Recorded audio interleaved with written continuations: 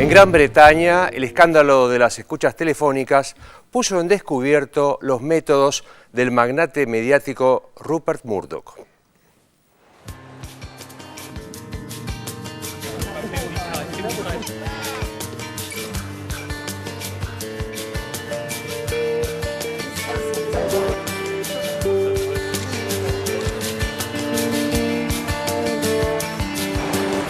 El escándalo de escuchas telefónicas ilegales con centro en el tabloide británico News of the World amenaza con destruir el gigantesco imperio mediático que el empresario australiano Rupert Murdoch viene construyendo pacientemente desde hace más de 40 años con expansiones en 3 continentes.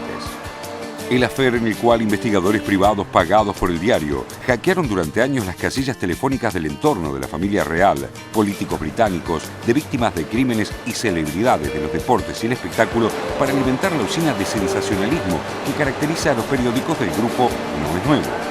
Ya en 2006, Scotland Yard acusó al editor de noticias sobre la corona de News of the World, Clive Goodman, y al investigador privado Glenn Mulcahy por interceptar mensajes de voz de miembros de la familia real. Ambos fueron encarcelados en 2007. Pero el periódico continuó con su rutina de espionaje, denunciada reiteradas veces por sus rivales de The Guardian y negada sistemáticamente por el conglomerado de Murdoch.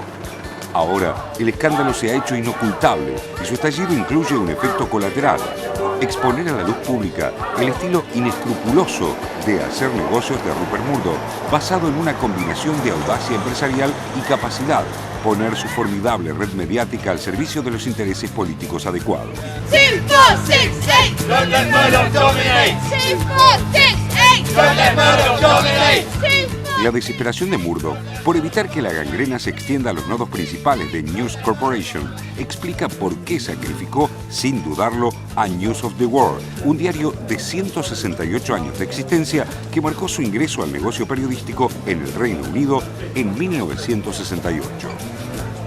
Rupert Murdoch había descubierto ya en Australia, a mediados de los 60, la importancia crucial para sus negocios de poner sus medios al servicio de políticos permeables necesitados de prensa.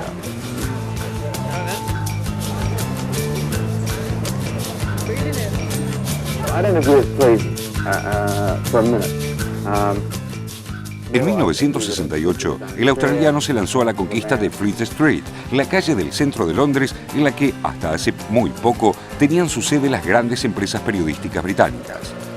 Comenzó justamente con News of the World y continuó en 1969 con la adquisición de The Sun, en ese entonces un diario de formato sábana al que convirtió en tabloide. Los cambios no fueron solamente una cuestión de formato.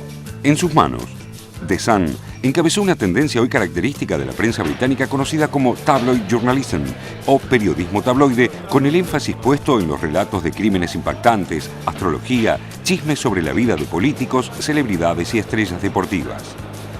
La caracterización se completa con otra expresión: diarios red top, es decir, aquellos que tienen el nombre en cabezales de color rojo como The Sun, Daily Star, Daily Mirror, Daily Sport, que usualmente están escritos en un estilo muy simple, con predominio de las imágenes sobre el texto, y están dirigidos al segmento más sensacionalista del mercado, por lo que, además, tienen una muy baja credibilidad. Pero Rupert Murdoch no se conformó con este desembarco. En 1981 adquirió 2 de los diarios más prestigiosos del Reino Unido, The Times y The Sunday Times. En ese periodo, y hasta principios de los 90, sus publicaciones apoyaron sin reservas a la primera ministra conservadora Margaret Thatcher. Con un pragmatismo a toda prueba, el fin de la era Thatcher encontró a Murdoch apoyando al laborismo y a su líder, Tony Blair, con quien, según se afirma, mantenía periódicas reuniones secretas para discutir asuntos políticos del reino. Una cercanía que también mantuvo con su sucesor, Gordon Brown, lo cual no lo privó de espiar hasta los historiales médicos de este ocupante del 10 de Downing Street. Pero su poderío estaba en su apogeo. En 2006, The Sun vendía 3 millones de ejemplares al día. En Estados Unidos, Murdoch inició su ciclo de adquisiciones en 1973 comprando el San Antonio Express News. Luego fundó el tabloide de supermercado Star y en 1976 compró el New York Post. Pero su ambición principal en este país era el negocio televisivo. Para concretarla, en septiembre de 1985 se hizo ciudadano norteamericano, cumpliendo así con el requisito legal que establece que solo los estadounidenses pueden adquirir estaciones de televisión. Ese mismo año, compró los estudios de la 20th Century Fox y en 1986, 6 canales propiedad de Metromedia. Con este paquete, formó el núcleo de la Fox Broadcasting Company, que 10 años después, en 1996, le permitiría entrar de lleno al negocio del cable y los canales de 24 horas de noticias con Fox News. En el Reino Unido, Murdoch ya tenía un pie firmemente asentado en la televisión satelital con Sky News en operaciones desde 1991. En Gran Bretaña, sus contactos políticos le permitieron enfrentar con éxito a los poderosos sindicatos gráficos y de prensa, saliendo indemne de ajustes que implicaron el despido de miles de periodistas y trabajadores. En Estados Unidos, se reunió con casi todos los inquilinos de la Casa Blanca, incluyendo a Harry Truman. Durante los preparativos para la invasión a Irak en 2003, su simultánea asociación con George W. Bush y Tony Blair hizo que sus diarios y televisiones a ambos lados del Atlántico fueran las piezas centrales de la campaña de propaganda que instaló la necesidad de arrasar con el país árabe.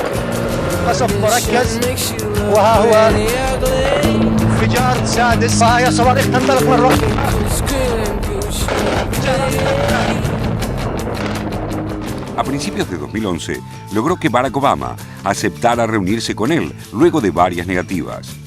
El presidente estadounidense le habría recriminado su amplificación de la campaña de los Birders, aquellos que afirman que Obama no nació en Hawái, como dice su partida de nacimiento, sino en Kenia, lo que le imposibilitaría seguir en la Casa Blanca. El actual escándalo en el Reino Unido golpea al gobierno del conservador David Cameron porque su asesor de medios, el ahora detenido Andy Coulson, es también una estrella de la galaxia Murdoch, habiendo trabajado precisamente como editor de News of the World. En esta coyuntura crítica, Rupert Murdoch no logró cumplir su principal objetivo estratégico, salvar el negocio de $20.000 millones que suponía el control total de Sky TV, la fusión de Sky News con British Satellite Broadcasting, a lo que debió renunciar en medio del escándalo por las escuchas telefónicas. Ni siquiera el sacrificio de News of the World, uno de los periódicos de mayor tirada del Reino Unido, cuyo cierre le costó a la corporación de Murdoch resignar ingresos por más de $2,5 millones de libras, sirvió para preservar la apuesta por Sky TV. Pero a esta altura del affair, lo más importante parece ser evitar que los principales ejecutivos de su empresa acaben en la cárcel por violación de privacidad, lo cual pondría en serio riesgo de terminar igual a su hijo y heredero, James Murdoch, y a él mismo. Según algunos analistas de medios, los rasgos que definen la política mediática de Murdoch son su apoyo incondicional a la ideología del libre mercado y la oposición cerrada a todo aquello que perciba como posiciones editoriales progresistas en otros medios. Pero es sobre todo el estilo brutal de manejar los negocios y la información lo que podría evitarle mayores sinsabores. A lo largo de su desenfadada trayectoria empresaria en Australia, el Reino Unido y Estados Unidos, ha acumulado demasiados secretos sucios como para sentir que la clase política de cualquiera de estos 3 países pueda representar para él una amenaza real y terminal.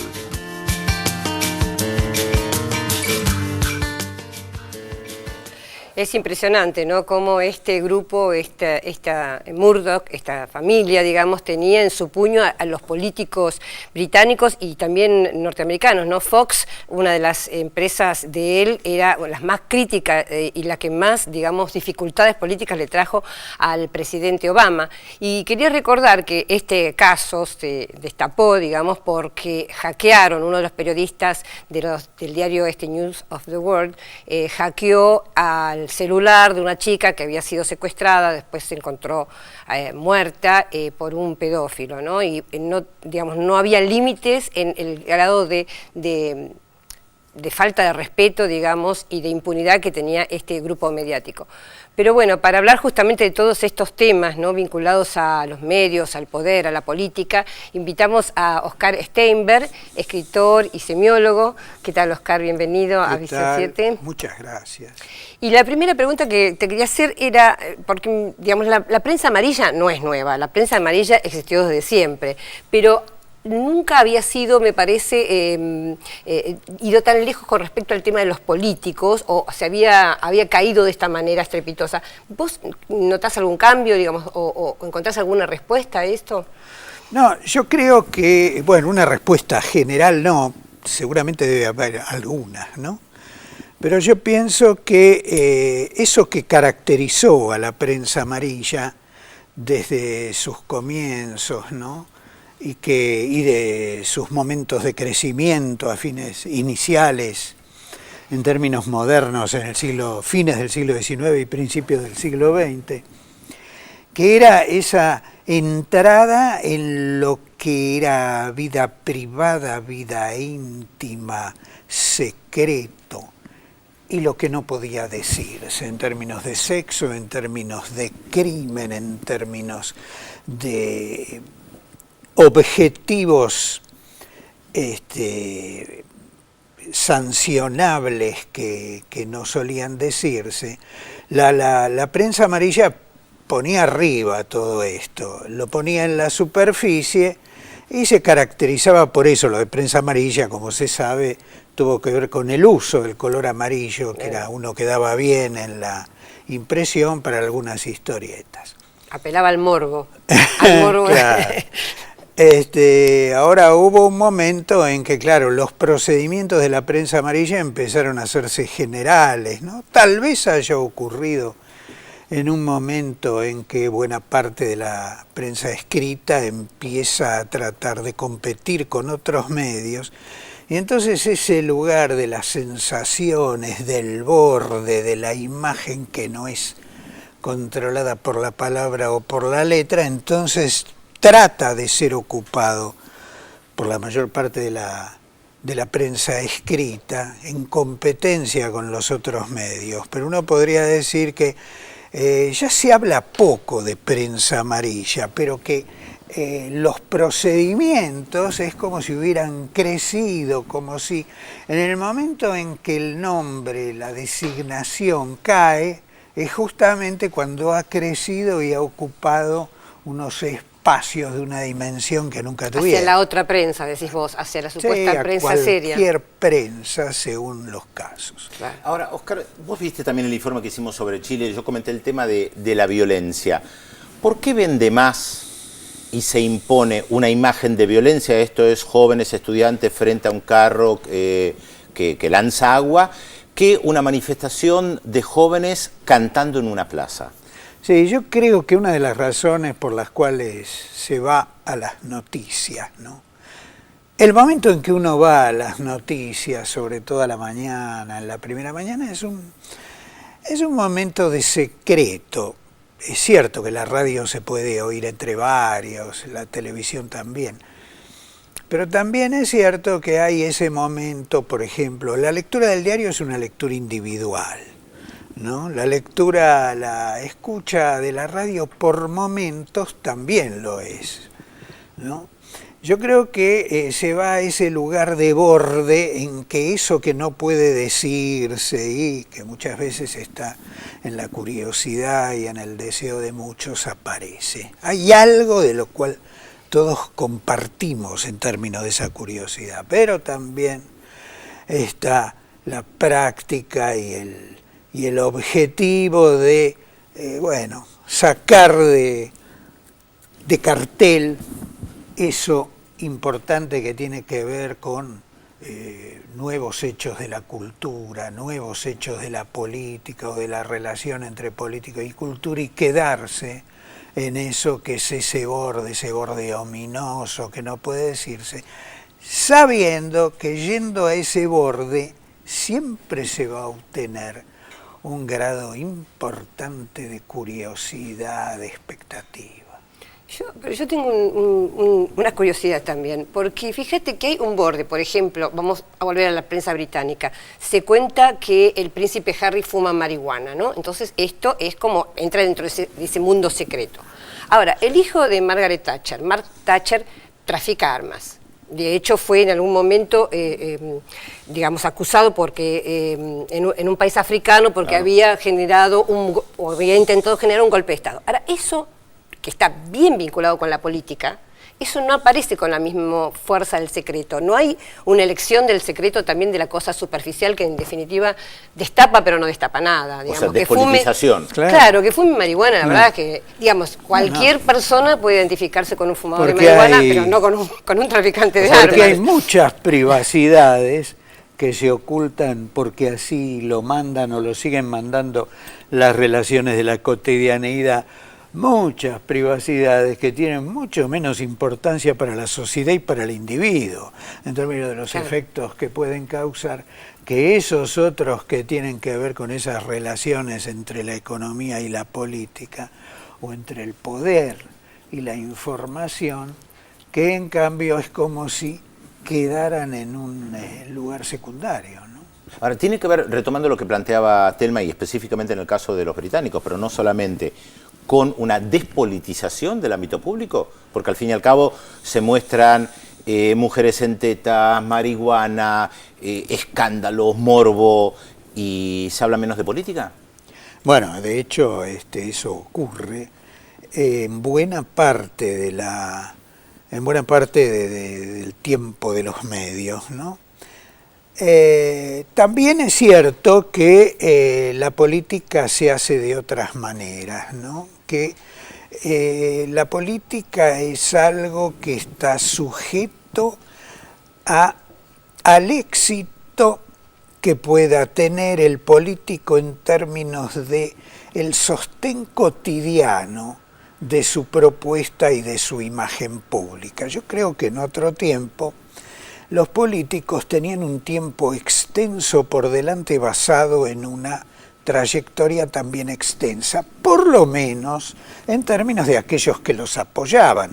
No serían creídos por aquellos que estaban en la vereda de enfrente, pero en términos de su propio soporte tenían una cierta estabilidad. Yo creo que hay una cierta caída de la creencia en la estabilidad del comportamiento y que el político tiene hoy que rehacer cada día y demostrar, por un lado, sus virtudes, pero por otro lado, su capacidad de procesar lo imprevisible. Y entonces eso yo creo que tiene también que ver con el hecho de que muchas veces lo que nosotros entendíamos por lugar político de la prensa no aparece, y aparece algo que es como si estuviera empezando a constituirse todo el tiempo y nunca terminara de hacerlo. Es decir, a ver si tiene que ver, si entendí bien, ahora digamos, por eso está la prensa, digamos, los políticos son más rehenes de la prensa que antes. Digamos, antes la idea era que los políticos manejaban la prensa. Ahora aparece que la prensa maneja a los políticos. Yo creo que muchas veces es así y que de todos modos la vida pública de la acción menor ahora es tan importante como la vida pública de la acción mayor y de la decisión política de nivel, y que eso evidentemente hace que una información o el comentario de una información esté ocupando un lugar que no ocupaba antes. En la década del 80 vinieron unos investigadores norteamericanos a la Universidad de Buenos Aires, había un encuentro. Entonces, en ese momento, el diario US Today, ese diario, que es un diario que aparece en todos los Estados Unidos, en general son regionales, pero ese no. Sí. Y es un diario que, sobre todo en ese momento, después fue pareciéndose a los otros. Pero que en ese momento era como si no hubiera jerarquía entre las noticias. Aparecía un montón de noticias en la primera página, bueno, y todas las otras, pero en términos de la primera página no había ninguna noticia que se considerara importante, y eran muchas. Y ellos decían que era un diario que parecía hecho por la televisión. Decían eso, lo decían con preocupación, claro, ¿no? Como si el medio televisivo, no era así, pero digamos, en términos de los efectos, lo parecía, ¿no? Y entonces yo creo que esta circunstancia hace que, por un lado, el político, el hombre público en general, esté expuesto en términos de esa manera de dar noticias en que la manera fría con que saludó a alguien es tan importante como el proyecto que apoyó en la Cámara de Senadores. Sí, parece que las dos cosas fueran claro, lo mismo. claro. Ahora, discúlpame, sin embargo, hay una jerarquización. Cuando uno ve muchos noticieros... Una por ejemplo, jerarquización al revés. Claro, en la Argentina, muchos Sí. noticieros te empiezan con 10 minutos de un caso de violencia sexual, robo o lo que fuere, y lo jerarquiza, porque abre el noticiero con esa noticia. Es cierto, es así. Sí. Y la cuestión de que todo discurso parece ser un conjunto de fragmentos de discurso, ¿no? La cuestión de no dar una noticia entera, esto está generalizado, ¿no? Un discurso entero, sino fragmentos de discurso, comentarios de cada uno de los fragmentos del discurso, ¿no? Lo que hace eso también, que la continuidad de una acción o de un decir sea difícilmente perceptible, ¿no? Bueno, Interesante. muy interesante realmente, sí. Esto para seguir pensando Sí. este vínculo entre política y medios, ¿no? También. Fantástico. Bueno, Bueno. muchas gracias, Oscar, por habernos acompañado hoy para tratar de comprender un Muchas poco más qué es gracias a este ustedes, fenómeno. y uno aprende hablando, pues. Muchas gracias, Oscar.